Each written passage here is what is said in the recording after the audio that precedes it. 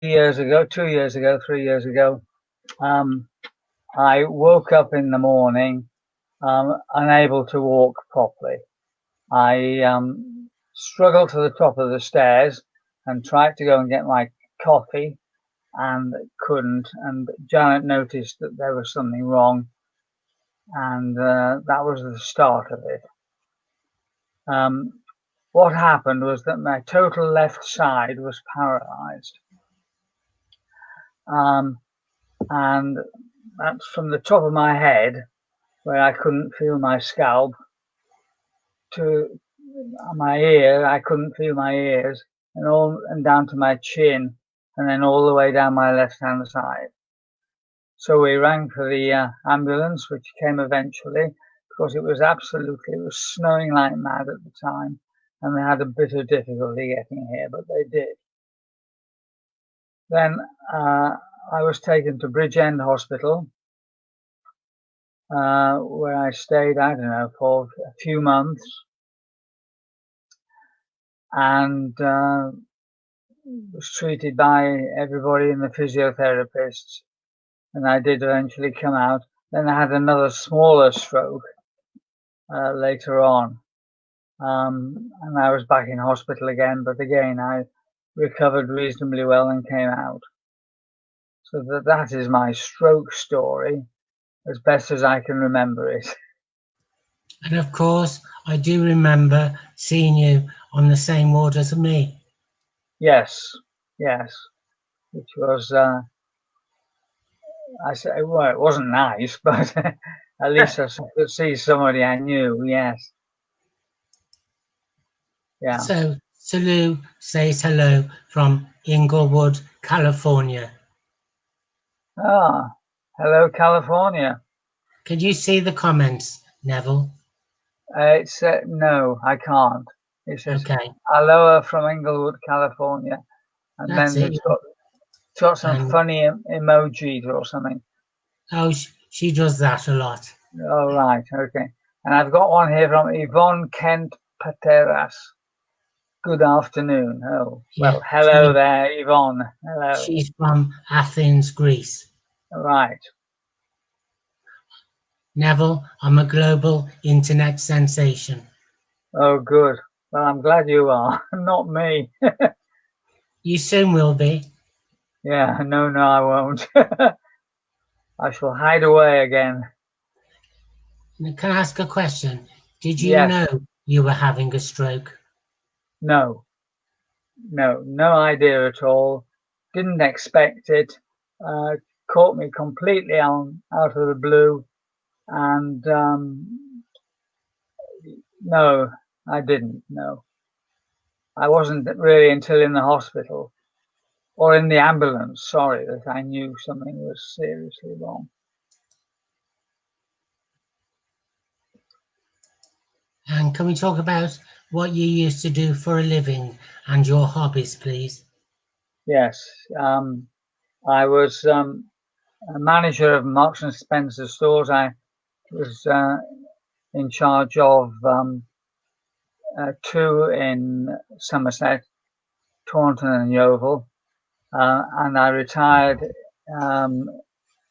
in 92, I think it was, I can't remember now, 92, and I've been retired a few years now.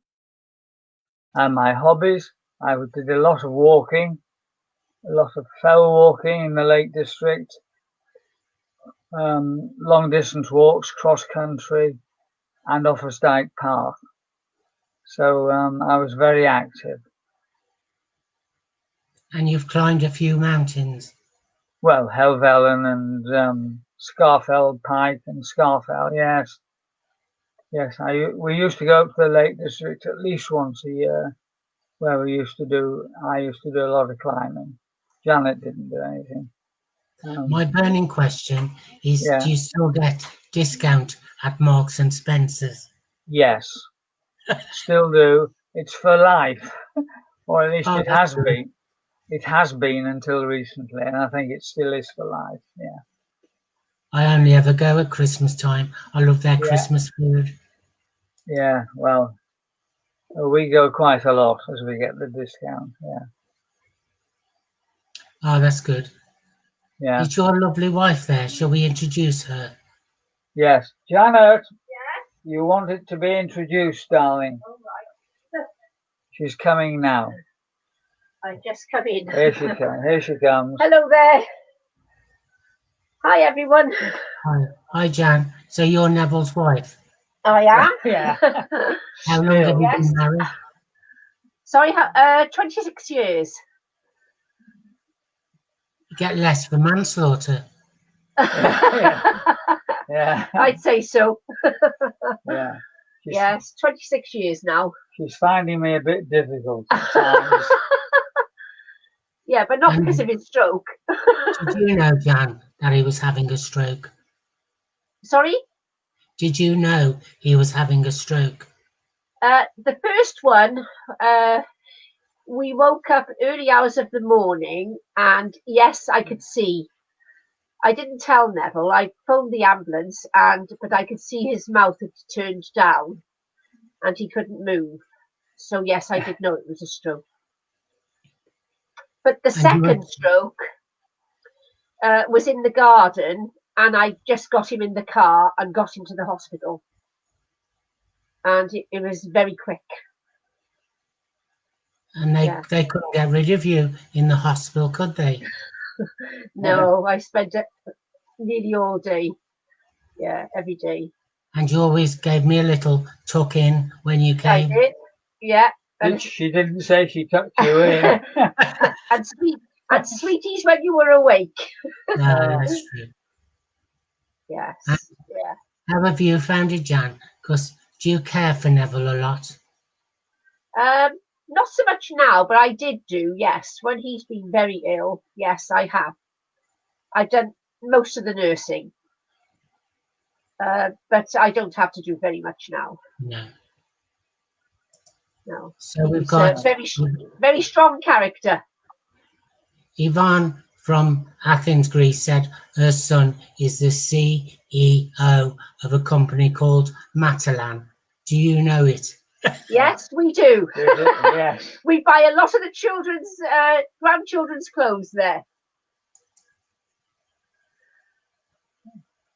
So yes. Yeah, I know it vaguely. She just spends all your money now. That's quite right. That's what wives are for. Yeah, that's no change. And another question, Nev. What are you most proud of? What am I most proud of? I got getting married to Janet, I think. Oh, you have to say that. She's got her hand around the back of your head. I know, on my throat. Yeah. That's the correct answer. Yeah. But I'm not really proud of anything after the stroke. You know, I just did what I had to do, and I have recovered somewhat. Not fully by any means, but you know, I can get around and do most things, even slowly. And you've got a new scooter. What? Sorry? You've got a new scooter. Oh, yes. Yeah, I haven't used that much yet. I have to see. The weather has to be good for that. We'll have a race one day. Yeah. Oh, yours is much posher.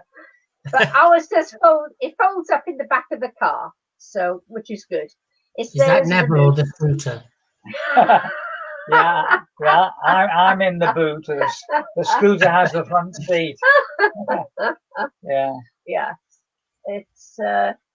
I think the thing I'm most proud of Neville is his strength and determination to actually almost beat this thing called a stroke. He's worked very, very hard to beat it. It's a question. Yeah. So Yvonne has a question. What do you still have to work on? Well, I have exercise is probably the biggest problem. I don't get enough. My foot hurts, so that stops me going on long distances. And that, you know, I'm obviously not getting enough exercise.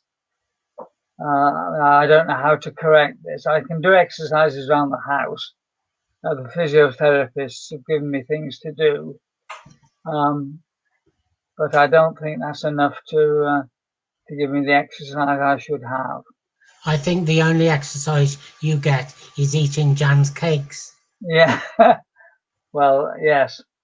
Unfortunately, that puts a bit of weight on, doesn't it? Especially during these unprecedented times. Yes. Yes, And it have you has been been. shielding? Have you been shielding, Nev? Yes, very much so. We've been very cautious indeed. We do go out a bit now. We go to the odd shop, but we have been very cautious, yes. Yeah, I was highly honoured to be let in your garden for coffee, at a distance, of course. Yes. Yes, oh, anybody can come into the garden and sit. and I'll sit on the other side and we can have a chat, yeah. Even in our conservatory, it's 3 meters. So somebody could come in and sit and I could be 3 meters away. But there we go. So John Murphy, who's from, he goes to Aberavon Beach because it's flat and smooth, because he struggled with the pavements in the village he lives in.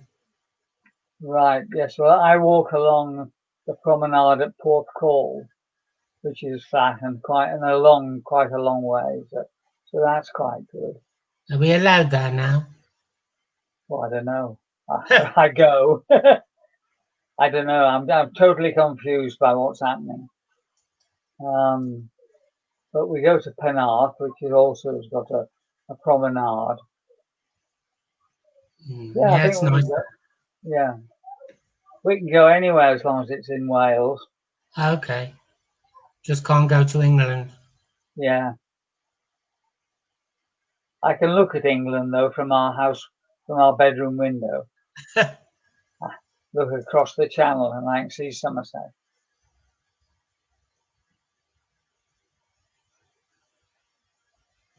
So Yvonne saying it's very important to exercise even at home. Salu Celinda, who's a caregiver, does a program every day.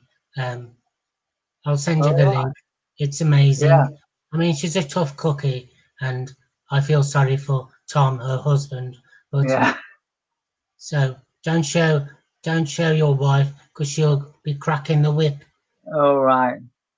No, she's out too much to crack the whip. Yeah, she was at lunch, wasn't she? Yes. But I can walk up to town every day and, you know, look around a few shops and walk back again. That's no problem. Any longer though, my left foot starts to ache, and it then becomes a bit of a chore rather than a pleasure. So Nev, what's next? What's next? Oh, I don't know. A couple of holidays, I think, but we don't know where yet. It's a bit tricky booking anything. You like going abroad, yeah? Not particularly. I'm quite happy in this country. I like getting away from home for a bit, yeah. But Jan's sister lives somewhere nice and sunny. Yes, Spain. She lives in Spain, which we can always go out there. We rent a house next door, but two, and it's quite convenient. But we have to fit that in with all the flights and things. And I don't know about flights now. I've no idea.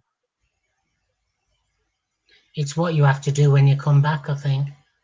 Yeah. Well, I don't mind quarantining myself in my own house. I'm quite happy with that. Yeah. So a few holidays to get sorted. Yeah. But I think the best thing, the worst thing's been that I couldn't go on buses for a bit.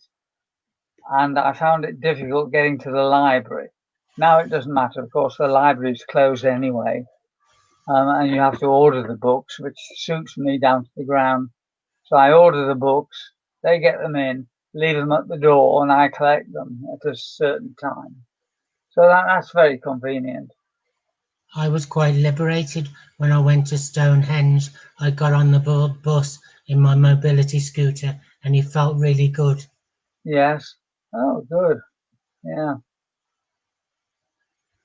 What did you do when you got to Stonehenge? You got on the scooter and then went round it?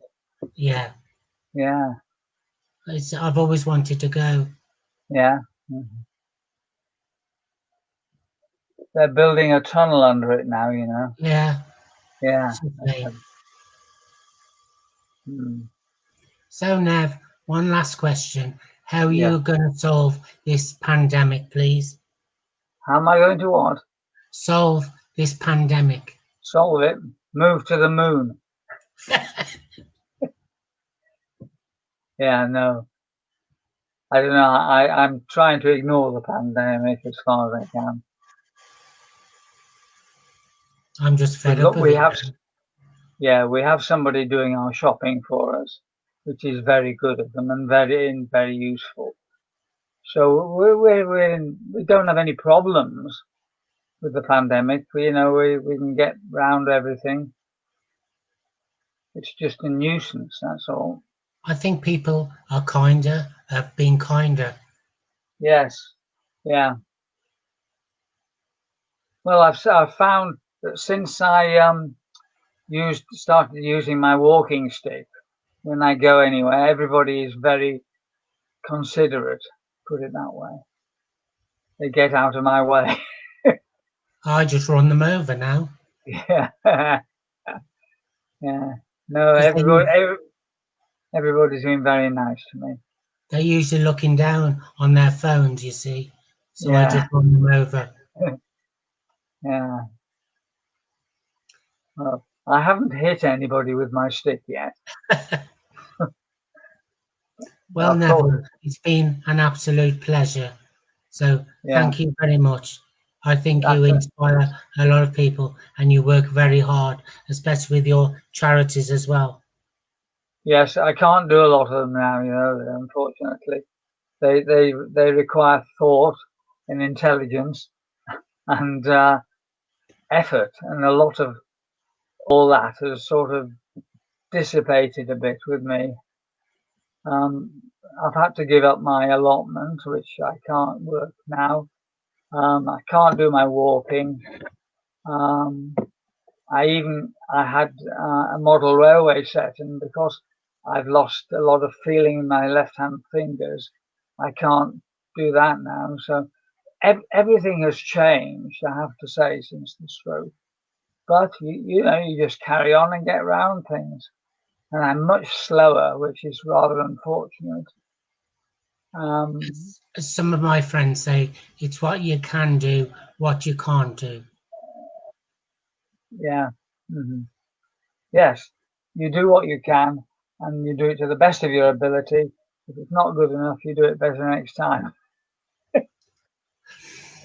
Well, Neville, thank you again so much, and I'm sure I'll see you soon in your garden for a coffee and a cake. Yeah, okay, cheerio. Thanks, Neville. Bye. A great man and a great wife. So thank you, Neville. Just a couple of things to tell you. I'm doing a fundraiser because things like this, you have to pay extra to do the links. So I'm doing a fundraiser on my Facebook page. Don't you know I've had a stroke? So hopefully I'll be able to share screens and things. So if you can, please support me. And I've got a surprise for the 18th of December on Friday, the 18th of December. I should be doing a live stream, but with some special guests to entertain you. So I'm really excited about that. So watch this space. I'm at the moment getting all my friends from past and present who can sing or dance or play the ukulele, and so look forward to that. And next week I'm hoping to have an inspirational person called Ellie Devereaux Roberts. I did interview her mum and dad a few weeks ago, and she wants to tell her story from a sibling of young people, and they're called swans. So swans stand for syndrome without a name. So, but she'll be telling us a lot more about that. So thank you again. Stay safe. Love you. Bye.